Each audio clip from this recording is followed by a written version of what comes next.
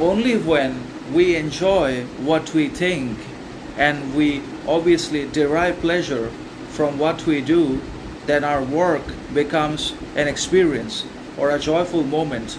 But if work becomes a duty and mechanical performance all the time, then that work becomes slavery. And most of us ultimately are shackled not only digitally on social media, but also we're in the chains of social slavery and food and pleasure slavery alongside convenience, validation slavery. Most of us are ultimately enslaved, subjugated in various ways, in dynamic patterns, in very complex, obviously, methods that the modern system is designed to hunt people down and make them slaves of something or another at every step of the way.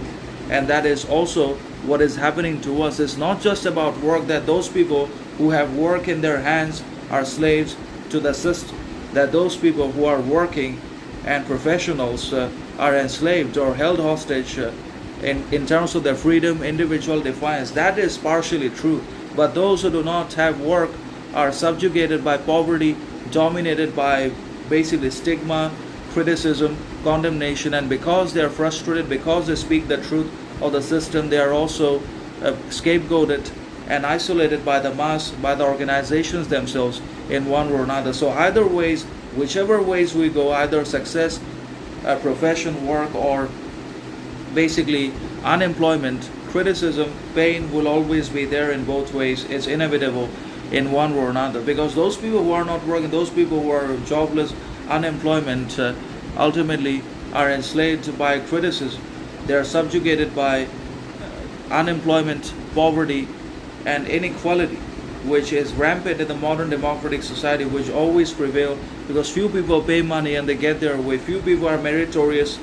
They get all the marks, pass all the exams, and they have their way into the organizations. But those who do not, those who are not so sharp, meritorious, get nothing, and that is a direct injustice to talented. That is direct unfairness to the students, and it's a direct competition.